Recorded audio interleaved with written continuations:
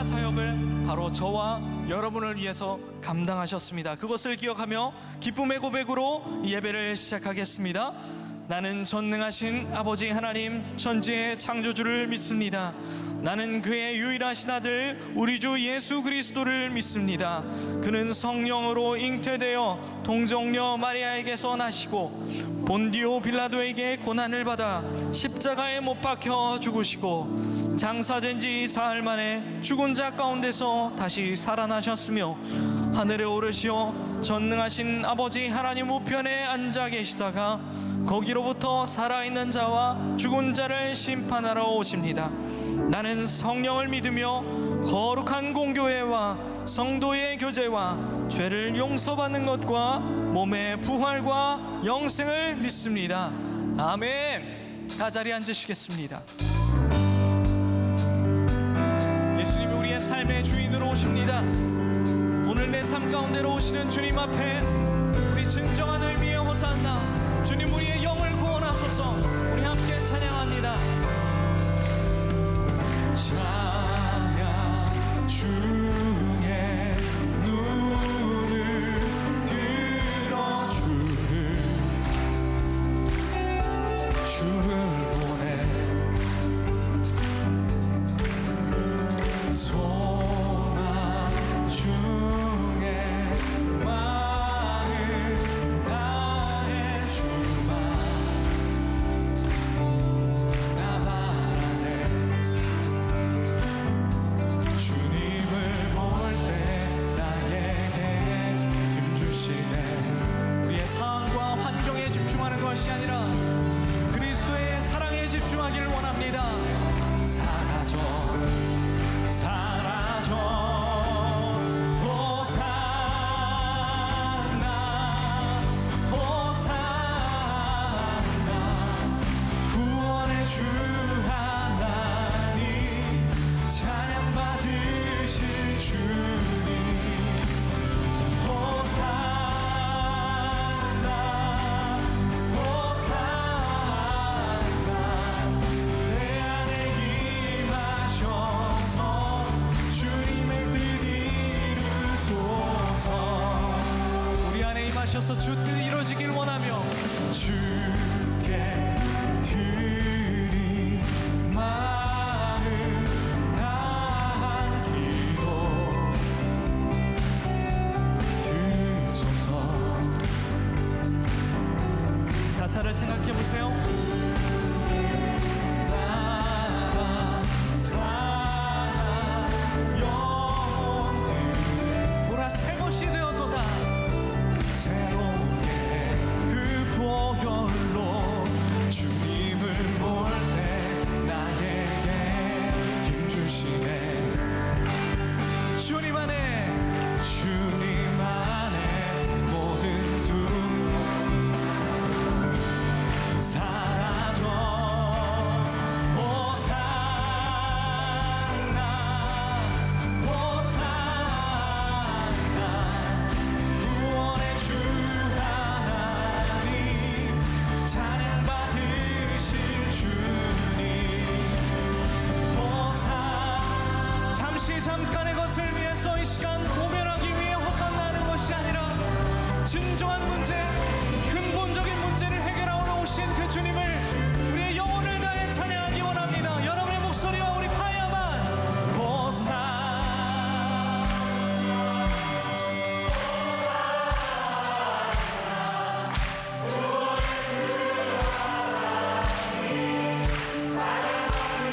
영혼의 문제를 해결하러 오신 주님을 찬양합니다.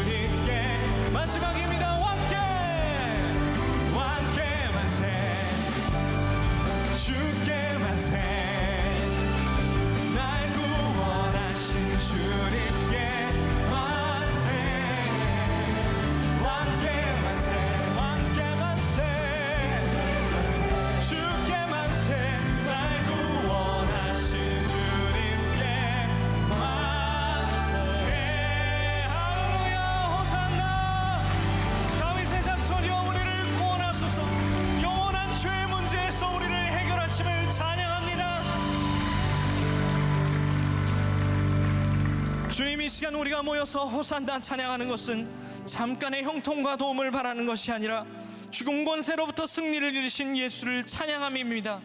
주님, 우리가 무수하고 더러운 내 죄를 대속하신 그 어린 양 예수가 내 삶의 주권자이심을 인정합니다. 주님, 우리가 다시 그리스도의 십자가의 사역을 향해 나가고 있습니다. 십자가 아래 이전에 줬던 잘못된 구습을 내려놓기로 결단합니다. 한 주간 고난주간을 지날 때 나의 내면과 내 슬픔만을 묵상하는 것이 아니라 그리스도의 십자가와 사랑을 깊이 묵상하게 하여 주옵소서. 예수의 길에서 다 마지막 말씀을 남겨놓고 있습니다. 우리는 말씀대로 살기에 부족하오니 주와 항상 함께하기를 원합니다. 오늘 약속의 말씀을 내려주실 때 아멘으로 내 것 삼게 하여 주시고 영혼의 깊은 곳으로부터 진정한 호산나를 외치게 하여 주옵소서. 어디서나 우리를 구원하시는 예수 그리스도의 이름으로 기도합니다. 아멘.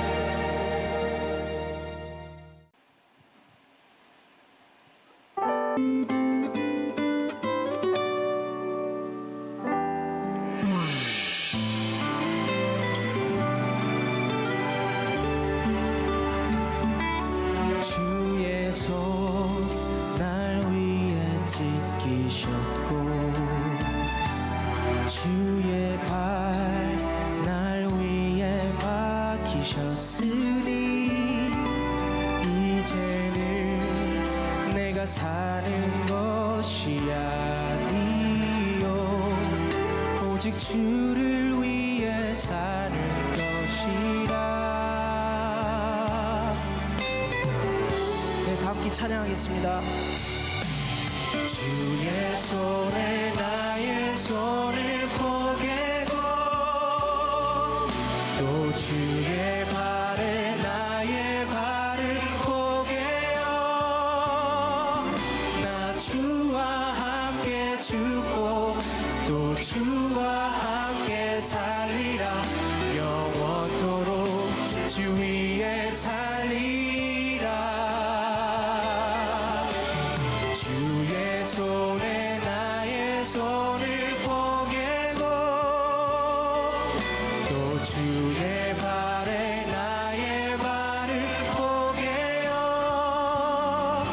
나 주와 함께 죽고 또 주와 함께 살리라. 영원토록 주 위에 살리라. 주의 손에 나의 손을 포개고 또 주의 발에 나의 발을 포개어 나 주와 함께 죽고 또 주와 함께 살리라. 영원토록 주 위에 살리라. 주 위에 살리라. 아멘. 예수의 길에서다. 6번째 말씀, 오늘 마지막, 그리고 다음 주에는 부활절 메시지를 전하게 됩니다. 오늘 말씀의 제목은 약속입니다. 내가 너희와 항상 함께 있으리라. 자, 약속을 붙드는 날이에요. 꽤 오래전입니다. 제가 만나교회 담임이 된 지 얼마 되지 않았을 때 이렇게 교단 정치를 하는 어떤 분이 저에게 이런 얘기를 했어요. 김 목사님은 어떻게 사람이 약속한 걸 다 지키고 살아요? 저에게. 근데 제가 그 말을 듣고 제 속에서 아니 약속을 했으면 지켜야 되는 것 아닙니까? 근데 그분이 이렇게 얘기를 하는 거예요. 어떻게 약속한 걸 다 지키냐고. 그 말 가운데는 우리가 약속한 걸 다 지키면 손해를 본다라고 하는 의미도 있고, 정치를 하는 사람들에게는 어떤 포지션에 올라가는 게 중요한 목적이 되니까 권력을 쟁취하기 위해서는 약속을 다 지킬 수 없다, 그런 의미처럼 들리기도 합니다. 그런데 우리 크리스찬들에게 있어서 이 약속이라고 하는 것은 굉장히 중요한, 아주 중요한 우리의 가치, 신앙의 가치, 의미를 가지고 있는 거예요. 왜요? 성경에는 수많은 약속들로 가득 차 있어요. 하나님께서 우리들에게 하셨던 약속, 예수님께서 우리들에게 하셨던 약속. 오늘 우리는 이 약속을 붙드는 시간이 될 것입니다. 제가 6번 말씀을 쭉 지나는 동안 특히 이번에 제 속에 그런 느낌이 많았는데요. 이 말씀이 참 신비롭다. 제가 가능하면 이렇게 이제 적용하는 설교를 많이 하려고 하는데, 이번 시리즈는 굉장히 좀 신비로운 어떤 영적 생활에 대한 말씀을 나누게 되는 것 같아요. 저에게도 그런 느낌이 있었으니까 오늘 여러분들에게도 그런 영적 느낌을 가지고 말씀을 들었으면 좋겠다 또 하는 마음이 있습니다. 자, 예수의 길에 우리들이 들어서서 예수의 길을 갑니다. 문제는 우리들이 예수님의 길에 들어섰다라고 생각하지만 이게 구체적으로 우리들의 눈에 어떻게 보이는 것이 또 아니고, 이 길이 맞나라는 생각이 들 때도 있습니다. 자, 여러분, 우리가 운전을 할 때 내비게이션을 딱 켜고 운전을 하죠. 많은 이정표들을 우리들이 보게 됩니다. 이런 가정을 해보세요. 우리가 어떤 방향으로 쫙 가는데 이정표가 딱 나타납니다. 이렇게. 네, 양양, 속초, 강릉. 그럼 우리는 이정표를 보고 우리가 가고자 하는 방향으로 가죠. 그럼 저 이정표를 보고 딱 들어서면 우리가 원하는 목적지에 도착하나요? 아니에요. 다음엔 이런 게 보여요. 양양을 가려면, 인제를 가려면 몇 킬로를 가야 됩니다. 이런 이정표들을 보고 또 가게 되는 거죠. 마치 예수의 길에 들어서서 우리는 여러 가지 이정표를 보았어요. 첫 번째 주일에 예수님이 우리를 초대하시는 것, 그 다음에 우리를 부르시는 것, 이 부르심이 우리들에게 어떤 도전이 되는가, 이 도전에는 어떤 대가를 치러야 되는가, 그리고 지난주에는 이 우리가 치르는 이 대가에 대한 보상으로 우리들에게 기쁨을 주신다. 하나도 기억이 안 나시죠?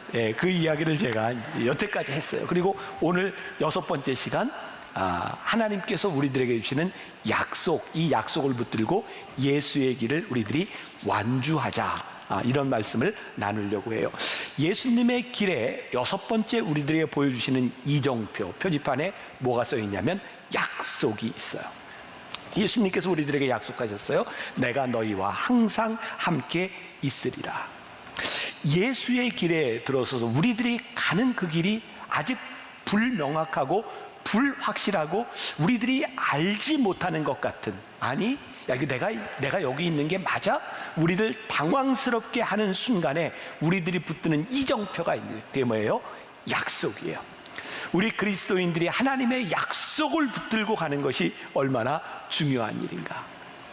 제가 참 좋아하는 표현입니다. 우리들의 인생, 우리들의 역사를 바라보는 두 가지 시각이 있다. 하나는 사건 중심으로 바라보는 게 있고, 또 하나는 과정 중심으로 바라보는 게 있다. 사건 중심이 뭘까요? 지금 여기에 있는 여러분들에게 다 다른 일들이 일어나고 있어요. 그것을 우리가 사건이라고 표현한다면, 우리들에게 일어나고 있는 이 일, 이 사건 중심으로 우리를 보면 어떤 때는 슬프고 어떤 때는 기쁘고 어떤 때는 당황스럽기도 하고 어떤 때는 일이 잘 풀려가기도 해요. 그래서 사건 중심의 사람들은 늘 그 사건에 의해 일희일비합니다. 그런데 우리 그리스도인들은 하나님의 약속을 붙들고 우리의 이 삶이 그 약속으로 예수의 길로 가고 있는 과정이라고 바라볼 때, 지금 우리들에게 일어나고 있는 이 일이 그렇게 중요하지 않아요. 우리들의 삶을 흔들지 않아요. 왜? 우리들이 가는 길이 옳아요. 그러면 우리들에게 지금 어떤 일이 일어나도 우리는 그 길을 갈 수 있는 거죠. 우리가 오늘 약속이라고 하는 표지판을 보고 우리들이 확신 가운데 우리들의 인생을 살아간다고 하는 것은 우리 그리스도인들에게 너무너무 중요한 일이에요. 오늘 우리가 이 영적, 이 약속에 대한 것을 우리들이 붙들 수 있으면 좋겠어요. 자, 우리가 6주 동안 사순절을 지나왔어요. 그리고 이 사순절이 지나가고 보면 또 교회의 중요한 절기가 오순절이 있어요. 또 이번 주간에는 성금요일도 있어요. 여러분, 이 모든 절기들이 무엇을 중심으로 이 절기가 정해졌는지 아시겠죠? 부활을 중심으로. 우리들이요, 예수의 길에 들어서 우리들이 지금 어디를 가고 있는가? 부활의 여정을 우리들이 가고 있는 거예요. 그러니까 이 주님의 약속을 붙들고 우리들이 부활의 여정을 가고 있는 것이 우리들에게 어떤 의미가 있는가? 우리들이 이 여정을 가면서 중간중간 실수할 수 있어요. 그렇지만 우리들의 목적지가 분명하다고 하면 중간중간 실수한다고 하는 게 그렇게 문제가 되지 않아요. 요즘은 운전하는 사람들이 다 내비게이션을 켜요. 그렇죠? 딱 핸들을 붙들고 출발하기 전에 내비게이션에 목적지를 딱 넣습니다. 그리고 출발해요. 여러분들은 어떤지 모르지만 저는 이렇게 가다가 내비게이션이 다 이렇게 얘기를 해주는데도 길을 잘못 들을 때가 있어요. 제가 태생적으로 여자 말을 잘 안 들어요. 그래가지고 길을 벗어나요. 근데 참 신기한 게요, 딱 길이 벗어나면 경로에서 이탈했습니다 그러더니 저 위성에서부터 쭉쭉쭉 다시 계산해서 길을 다시 이렇게 보여줘요. 우리들이 내비게이션을 보면서 목적지를 이렇게 찍어놓고 가면서도 우리들은 실수할 수 있어요. 그것이 우리의 인생인 것이죠. 왜?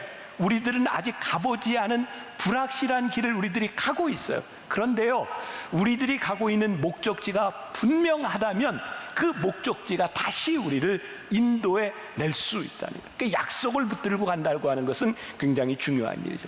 제가 어떤 책을 보다 보니까 어떤 엄마가 이런 말을 했어요. 미안해. 첫째 아이를 낳은 엄마가 미안해. 엄마도 엄마가 처음이야. 그래서 그랬어. 그래서 부족했어. 그래서 서툴렀어. 아이를 키우는 엄마가 처음 아이를 키우면서 참 미안해. 서툴렀어. 그렇지만 그 아이를 키우는데 문제 없어요. 왜? 그 아이를 사랑하니까.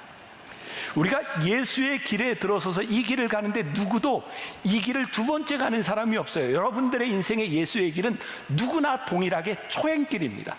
그래서 우리를 당황스럽게 만드는 것이죠. 그런데 이 초행길, 우리를 당황스럽게 만드는 이 길을 우리들이 어떻게 믿음을 가지고 확신을 가지고 갈 수 있는가? 주님의 약속을 붙들고 갈 때 우리들이 이 길을 갈 수 있는 거예요. 말씀을 준비하다 저에게 생각난 게 있어요. 제가 93년도에 이제 미국 유학을 갔으니까 거의 30년 됐네요. 제가 가서 살던 데가 이제 시카고라는 지역이었고, 제가 유학 간 지 얼마 안 돼서 막 공부를 시작했을 때 공부를 마치고 한국 마켓에 가서 제가 이제 물건을 사가지고 이제 집으로 돌아오는 길이었어요. 그 시카고라고 하는 도시는 미국의 일리노이 주에 이렇게 속해 있고요. 미국의 길들이 되게 이제 비슷하게 이렇게 보였던 것 같아요. 제가 마켓에 들렸다가 집으로 돌아오는데 저는 분명히 맞는 길이라고 생각을 하고 계속 달려가는데 집이 안 보이는 거예요. 이런 때에 좀 내리고 나가서 내가 지금 어디 있는지 누구한테 물어봤으면 고생을 안 할 텐데, 이 남자가 이런 게 잘 안 되죠. 남자들 어떠세요? 저희 차가 그래서 그냥 갔어요. 그리고 한참을 가다가 도저히 여기가 아닌 것 같아서 내려와서 딱 봤더니 제가 살고 있는 데가 일리노이 시카고인데 딱 내려서 보니까 일리노이 주가 아니라 위스콘신 주에 제가 있는 거예요. 물론 일리노이하고 위스콘신하고 그렇게 멀지 않습니다. 여러분들에게 물어볼게요. 제가 그 위스콘신에서 집에 돌아왔을까요? 못 돌아왔을까요? 돌아왔으니까 제가 지금 여기 있겠죠? 다시 묻고 물어서 돌아왔어요. 중요한 게 있습니다. 내가 가야 되는 목적지가 분명하면 어디에 있을지라도 우리들이 돌아올 수 있는 거예요. 우리들의 지금 제일 중요한 것은 우리들이 어디에 있느냐가 아니라 우리들이 지금 옳은 길을 향해 가고 있느냐, 그게 우리들에게 중요한 일이죠. 오늘 말씀을 듣는 여러분들에게 제가 드리고 싶은 말, 지금 여기 있는 우리들 모두가 다 다양한 환경 속에 있어요. 다 다른 일 가운데 있어요. 어떤 사람은 후회하는 일을 가지고, 어떤 사람은 기쁨을 가지고, 여러 가지 모습으로 우리들이 여기에 있어요. 분명한 것은 오늘 우리들이 주님의 약속을 붙들고 확신 있게 이 길을 가고 있는가, 그 약속을 우리들이 붙드느냐고 하는 것이죠. 저는 유진 피터슨이라고 하는 작가를 굉장히 좋아하는데, 그 사람이 쓴 이 길을 걸으라, 그 길을 걸으라 라고 하는 책이 있어요. 거기에서 굉장히 멋진 표현을 합니다. 천국을 향해 가고 있는 사람들에게는 지금 가고 있는 그 길이 천국입니다. 저는 이런 얘기를 하면 막 이런 소리가 나올 줄 알았는데, 네. 천국을 향해 가고 있는 사람들에게는 지금 가고 있는 그 길이 천국입니다. 천국을 향해 가고 있는 사람에게는요, 지금 어떤 일이 일어나느냐가 중요한 것이 아니에요. 내가 지금 그 길을 향해 가고 있는가? 오늘 우리들에게 이 확신이 있는가? 오늘 말씀을 통해서 여러분들이 이 확신 약속을 붙들 수 있으면 좋겠습니다. 이번 말씀 시리즈 가운데는 제가 중간중간 찬양을 좀 많이 했던 것 같아요. 찬양이 많이 생각났어요. 지난번까지 많이 했기 때문에 오늘 제가 안 할까요? 안 해요. 또 해요. 또 생각난 찬송, 첫 주에 불렀던 첫 번째 시리즈에서 불렀던 찬양이 있어요. 비바람이 앞길을 막아도 나는 가림, 주의 길을 가림. 눈보라가 앞길을 가려도 나는 가림, 주의 길을 가림. 험한 파도 앞길을 막아도 나는 가리, 주의 길을 가리. 모진 바람 앞길을 가려도 나는 가리, 주의 길을 가리. 이 길은 고난의 길, 이 길은 생명의 길. 나를 구원하신 주님이 십자가 지고 가신 길. 나는 가리라, 주의 길을 가리라. 주님 발자취 따라 나는 가리라.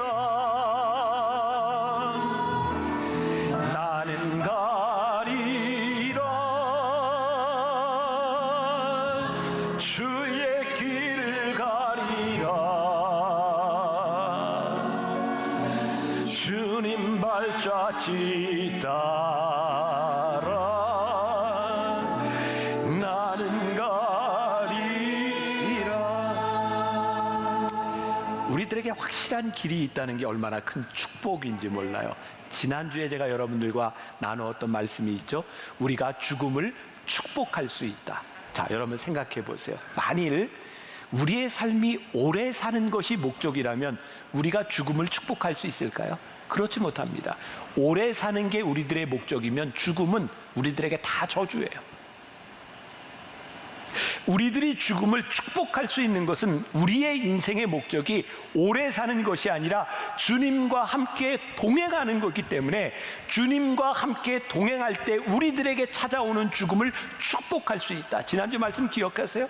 여러분, 고난이 죽음이 유익하거나 바람직하기 때문이 아니라 우리들이 죽음을 축복하는 순간 우리들이 죽음의 지배하에 있지 않는 거예요. 지난주에도 그렇고 오늘도 그렇고 저에게 그리고 여러분들에게 제가 정말 믿음으로 권면하고 싶은 게 있다. 하나님, 우리 그리스도인들이 약속을 붙들고 살아가는 우리 그리스도인들이 죽음의 지배를 받지 않게 하여 주옵소서. 죽음의 두려움 가운데 떨지 않는 사람들이 되게 하여 주옵소서. 슬픔 가운데 우리들에게 기쁨을 주시겠다고, 십자가를 지는 우리들에게 기쁨을 보상으로 주시겠다고 말씀하신 주님, 우리 인생의 슬픔 가운데 우리들에게 찾아오는 진짜 기쁨을 우리들이 누리게 하여 주옵소서. 오늘 이 말씀도 역시 우리 묵상팀에서 저에게 피드백을 주었어요. 어떤 분이 그런 이야기를 해요. 나에게 기쁨이 있다고 말씀하시고 내 인생의 슬픔을 진짜 기쁨으로 바꾸어 주시는 그 주님과 우리들이 동행하게 될 때 내가 진짜 뭘로 표현할 수 없어서 어린아이처럼 그분은 혼잣말로 이렇게 표현을 한대요. 하나님 천재, 이렇게 표현을 한대요. 그러면서 그분이 SNS에서 쓰고 있는 그런 이모티콘을 막 여러 개를 보내줬어요. 천재, 오 천재, 오 천재, 오 천재, 오 천재, 제가 똑같이 하네요. 네네, 뭐 이렇게 이렇게 많은 이모티콘을 보내주셨어요. 우리들이 뭐라고, 아이고, 네, 막 나왔네. 네, 우리들이 뭐라고 얘기할, 더 이상 표현할 방법, 그렇습니다. 주님의 약속을 의지하여 우리들이 살아간다는 것이 이렇게 놀라운 일입니다. 자, 오늘 본문 말씀에 보니까 마태복음 28장 20절에 이렇게 약속해 주셨다고요. 내가 세상 끝날까지 너희와 항상 함께 있으리라 하시니라. 그런데 여기에 전제 조건이 붙어 있는 거예요. 19절과 20절. 너희는 가서 모든 민족을 제자로 삼아 아버지와 아들과 성령의 이름으로 세례를 베풀고 내가 너희에게 분부한 모든 것을 가르쳐 지키게 하라. 분명한 것이 있죠. 예수님께서 우리들에게 명령하신 그 길을 가면 주님이 우리와 함께 끝까지 그 길을 가시겠다는 거예요. 우리들에게 약속하신 그 약속, 너희들이 내 명령을 듣고 이 길을 가면 내가 너희와 끝까지 함께 할 거야. 주님이 우리들에게 약속해 주시고 있는 거예요. 오늘 우리가 읽었던 본문 말씀 요한복음 16장 7절 보겠습니다. 그러나 내가 너희에게 실상을 말하노니 내가 떠나가는 것이 너희에게 유익이라. 내가 떠나가지 아니하면 보혜사가 너희에게로 오시지 아니할 것이요 가면 내가 그를 너희에게로 보내리니.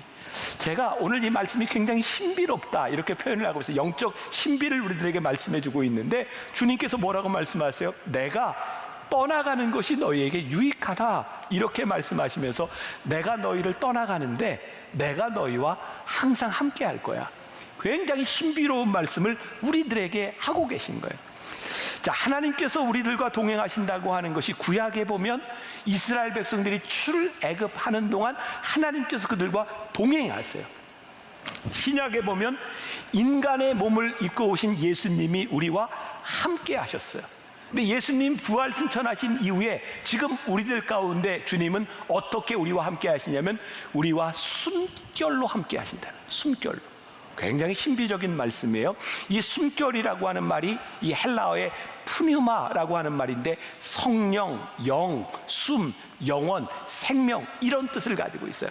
주님께서 우리들에게 영으로, 혼으로, 숨결로 우리들과 함께 하신다는 굉장히 신비로운 말씀이죠. 이 숨결같이 우리들에게 느껴진다고 하는 것은 굉장히 친밀하게 우리들 속에도 주님이 함께 하시는 거예요. 숨을 쉬는 것처럼 자연스럽게 주님이 우리 안에 거하신다니. 그런데 이 숨이 불규칙적으로 변하고 이 숨이 가빠지는 것은 언제일까요? 이 관계에 문제가 생겨서 틀어져서 주님과의 관계의 친밀함을 잃어버릴 때 우리의 숨이 거칠어져요. 제가 굉장히 신비롭다고 이야기했어요. 여러분들이 약속을 붙들고 살아가는 여러분들의 삶 가운데 여러분들의 호흡이 거칠어지고 여러분들의 삶의 신앙에 문제가 생기고 우리들의 삶이 거칠어졌다라고 하는 것은 뭐예요? 주님과의 친밀감을 잃었다. 우리 안에 주님이 숨결로 임하시지 않는다라고 하는 말이에요. 자, 오늘 제가 이 말씀이 굉장히 영적으로 신비로운 말씀이라 그랬어요. 주님, 우리들에게서 주님이 내 속에 계셔서 내 안에 숨결로 느껴지게 하여 주옵소서. 이 예수님의 약속, 내가 너희와 세상 끝날까지 함께 하시리라고 하는 이 약속에 대하여 오늘 우리는 어떻게 반응할 수 있는가? 부활하시고 승천하신 예수님께서 우리들에게 주신 이 약속, 우리와 함께 하시겠다고 하는 이 약속이 어디에서부터 시작되냐면 예수님의 부재, 예수님이 존재하시는 예수님의 부재에서부터 우리와 함께 하시겠다고 하는 이 놀라운 신비를 우리들에게 말씀해 주고 있는 거예요. 이 헬리나우에는 몇 가지로 이야기를 하고 있는데 우리는 오히려 예수님의 부재를 통해서 예수님의 임재를 느낄 수 있다. 굉장히 신비로운 말을 하고 있어요. 자, 제가 예를 들어볼게요. 부재를 통해서 우리들이 임재를 느낄 수 있다. 아마 이건 남자들에게 제가 이제 예를 좀 들을 수 있을 것 같은데 군대 갔다 온 남자들이라면 이해가 될 것 같아요. 군대 가서 요즘 뭐 쉬워졌다 그래도 군대는 군대예요. 가서 뭐 점호가 있고 뭐 훈련소에서 훈련 받아야 되고 아침에 일어나면 자기 목포 딱 개서놓고 점호 받고 이러는 거죠. 군대 가서 훈련을 받는 동안, 저도 12주 동안 훈련을 받는 동안 그 속에서 훈련 받는 동안 엄마 얘기만 들으면 눈물이 글썽글썽. 엄마.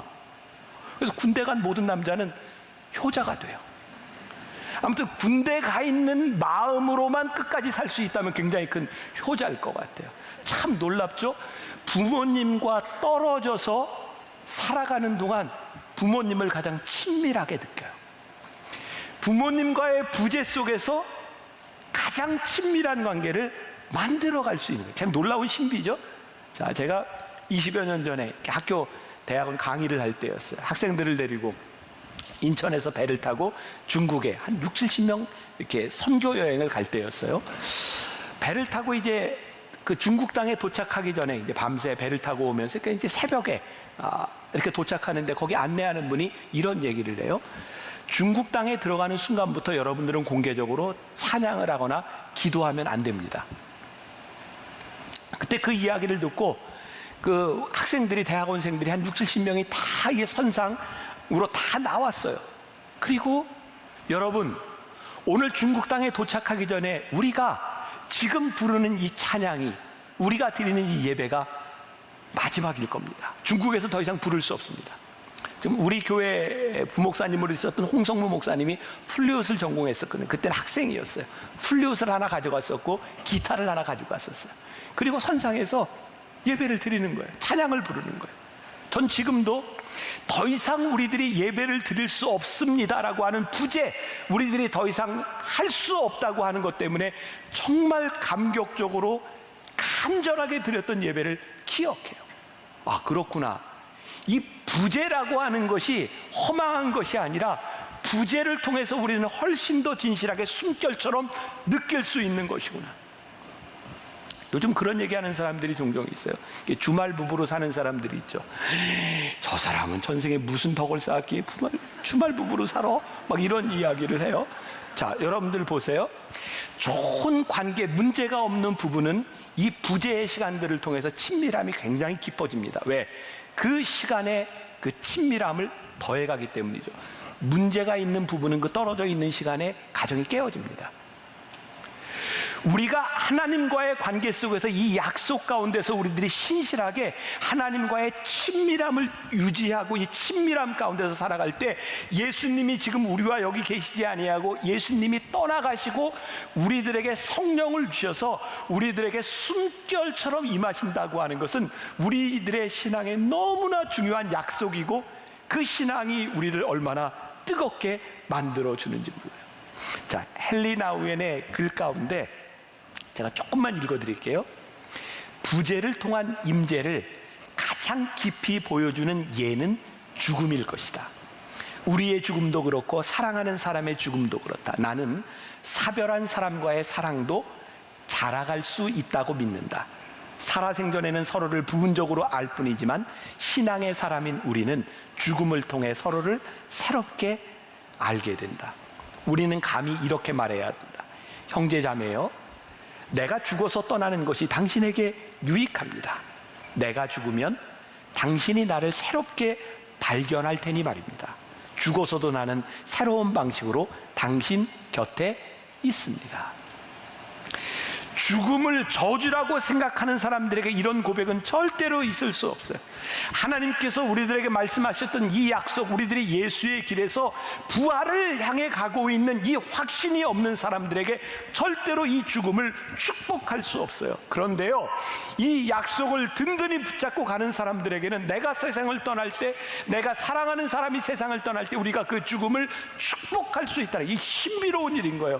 형제요, 자매요, 내가 당신과 더 이상 함께하지 않는 것이 슬픔이 아니라 당신이 나를 계속 또 기억할 수 있고 그 마음속의 기억을 통해 우리들이 부활의 때에 함께 만날 수 있기 때문에 그 죽음이 축복임을, 우리의 기억 속에 우리의 숨결처럼 살아있는 것이 축복임을 선포할 수 있습니다.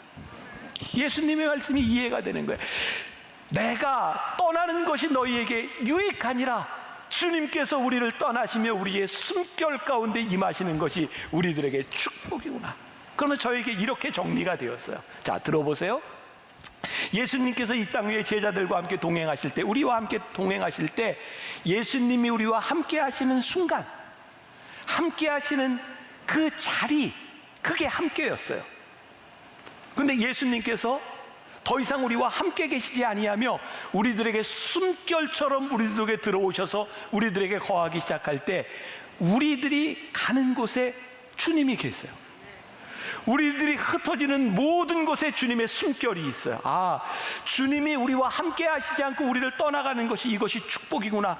주님께서 우리들 가운데 함께 하셔서 내 안에 그리스도께서 사신 것이 무엇인지를 우리가 이해하게 됩니다. 아, 이게 놀라운 신비를 우리들에게 말씀하고 있구나. 또 이 헬리나우에는 미래를 계시해 주는 임재, 이렇게 표현하는지 말이 좀 어려워요. 제가 설명을 할게요. 성령께서 우리들과 늘 함께 하신다고 믿고 주님이 우리들의 숨결 가운데 있다고 믿는다면 지금 우리는 이 날을, 우리들이 함께하고 있는 이 날을 우리들이 축복할 수 있어요. 근데 우리들이 이 주님의 임재를 우리들이 의심하고 약속을 우리들이 의심할 때 우리는 미래의 것들을 늘 걱정해요. 자, 지금 여러분들의 걱정거리, 내일, 다음 주에, 한 달 후에, 1년 후에 그런 일들, 우리는 미래의 일들을 다 끌어다가 걱정을 하고 있어요. 그런데 하나님의 임재를 믿는 우리들, 약속을 믿는 우리들에게는 미래를 끌어다 걱정할 이유가 없는 거예요. 왜? 지금 우리들이 가고 있는 일이 확실한 거예요. 우리들이 믿음이 있는 거예요. 그러니까 우리는 지금 이 일에 가장 충실하게 우리들이 살아갈 수 있어요. 그래서 이 믿음의 사람에게는 중요한 단어가 하나 있는데 그게 뭐냐면 인내하는 거죠. 왜? 이 소망이 없고 불안한 사람들이 인내하지 못하는 거예요. 참지 못하는 거예요. 그런데 주님이 우리의 숨결 가운데 함께하는 것을 믿는 사람은 지금 이 시간 우리들이 인내해요. 예를 들어볼까요? 어떤 농부가 씨를 뿌렸어요. 씨를 뿌렸는데 믿음이 없어요. 이게 날까? 그래서 씨를 뿌리고 다음날 파봐요. 이거 잘 자라나? 다음에 또 파봐요. 이거 씨가 자라서 날 수 있을까요? 아니요. 의심이 있으면, 인내하지 못하면 다 망가지는 거예요. 그런데 이 씨를 뿌리고 이 씨가 자라서 열매를 맺을 것이라고 하는 믿음이 있는 농부는 파내지 않습니다. 기다립니다. 왜? 싹이 나고 열매가 날 것을 믿기 때문입니다.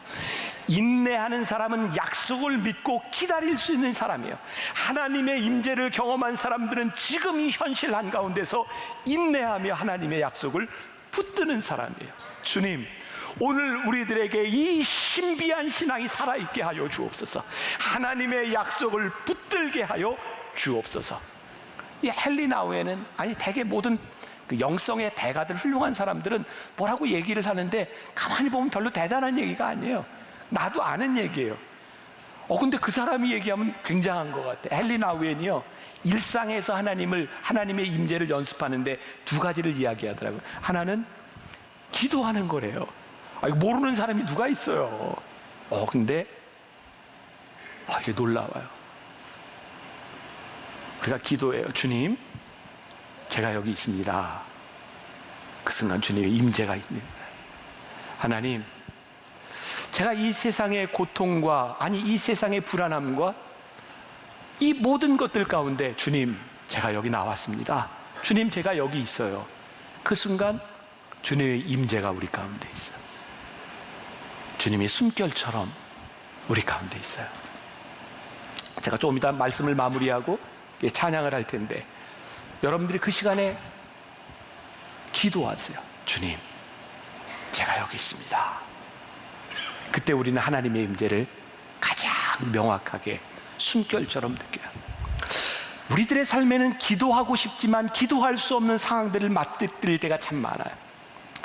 과거의 불쾌한 경험들, 불쾌한 기억들이 우리를 헤집어 놓을 때가 많이 있어. 근데 그때 우리들이 주님의 임재를 경험하는 게 뭐예요?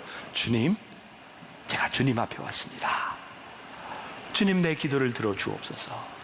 이 순간 우리는 주님의 임재 가운데 들어가게 돼요. 또 하나, 우리는 섬기는 것을 통하여 주님의 임재를 확실하게 경험하게 된다는 거예요. 자, 우리들이 섬긴다고 하는 것, 어떻게 섬기게 되는가? 헬리나우에는 이런 표현을 써요. 우리들이 주님과 함께함으로 인하여 우리들이 염려하지 않을 때, 염려가 줄어들 때 우리의 염려가 다른 사람들을 향해 걱정하고 다른 사람에게 관심을 가지게 된다는 거예요. 이 말을 듣다 보니까 제가 이게 적용이 되는 거예요. 제가 우리 교인들하고 이렇게 뭐 선교 여행이나 뭐 이렇게 성지순례나 갈 때 보면 이렇게 막 때를 놓쳐서 배고플 때가 있어요. 그럼 같이 식당에 들어가잖아요. 근데 제가 아무튼 예외 없이 그랬던 것 같아요. 일단 밥을 먹고 제가 조금 배가 부르면 교인들이 보여요. 그래서 아유 많이 배고프셨죠? 맛있어요? 드세요? 라고 얘기하는데 제가 좀 채워줘야 다른 사람이 보여요. 아유 저 목사를 믿고 어떻게 만나고 신앙생활을 하면 이런 생각 드세요? 근데 이게 우리의 모습인 거예요. 아 그렇구나. 주님의 임재가 우리 가운데 있음으로 인하여 우리의 염려가 줄어들기 시작할 때 비로소 우리들이 다른 사람을 향해 관심을 가지고 그들을 섬기게 되는 것이구나. 이 놀라운 영적 신비인데요, 우리가 주님의 임재 가운데 우리들이 주님의 숨결을 가지며 살아가기 시작할 때 그래야 우리가 누군가를 섬기는 사람이 될 수 있다는 말이에요. 영적인 삶을 산다고 하는 게 이런 거구나. 주님, 제가 오늘 여기 왔습니다. 주님의 숨결로 나와 함께하여 주옵소서. 주님, 내가 주님을 믿고 확신하니 제 마음속에 염려가 덜어지고 제 염려가 덜어지니 다른 사람에게 관심이 갑니다. 그래서 섬기게 되는 거예요. 이게 영적 생활이에요. 그리고 헬리나 웨는 이렇게 이야기를 합니다. 우리들이 누군가를 섬길 때 그 섬김의 결과로 누군가 변화되리라고 생각하지 마십시오. 그러면 우리는 누군가를 섬길 때 금방 화가 나고 불쾌해질지도 모릅니다. 우리가 섬기는 것은 그 사람들이 변화되기를 바라는 마음이 아니라 주님께서 나와 함께 하심으로 그 함께 하심을 인하여 감사의 고백으로 누군가를 섬기는 겁니다. 그리고 이런 표현 굉장히 영적인, 제가 오늘 신비로운 말씀이라고 하는데, 주님이 내 안에 계실 때, 숨결로 내 안에 함께 하실 때 내 안에 계신 주님이 다른 사람 안에 계신 주님을 알아봐요. 영을 알아봐요. 그래서 우리는 그 사람과 함께 찬양해요, 감사해요.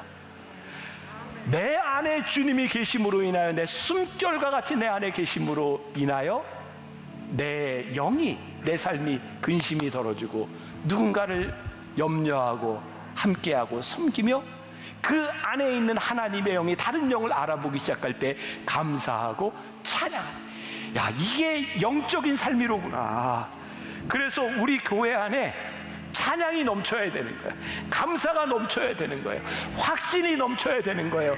우리들이 죽음을 축복할 수 있어야 되는 거예요. 더 이상 우리들이 고난과 죽음의 지배를 받는 것이 아니라 부활하신 주님의 약속을 붙들고 믿음으로 고백할 수 있는 것. 그렇습니다. 주님, 우리는 이 약속을 믿습니다. 주님, 우리가 이 약속을 의지합니다. 오늘 예수님의 길에서 이 십자가의 길이 부활을 향해 가고 있음을 믿기 때문에 우리들이 소망을 가지고 이 길을 걸어갑니다. 오늘 이 약속이 여러분들을 붙들 수 있기를 간절히 소원합니다. 내가 세상 끝날까지 너희와 함께하리라. 주님의 숨결이 우리들 안에 숨쉬어지기를 간절히 축원합니다.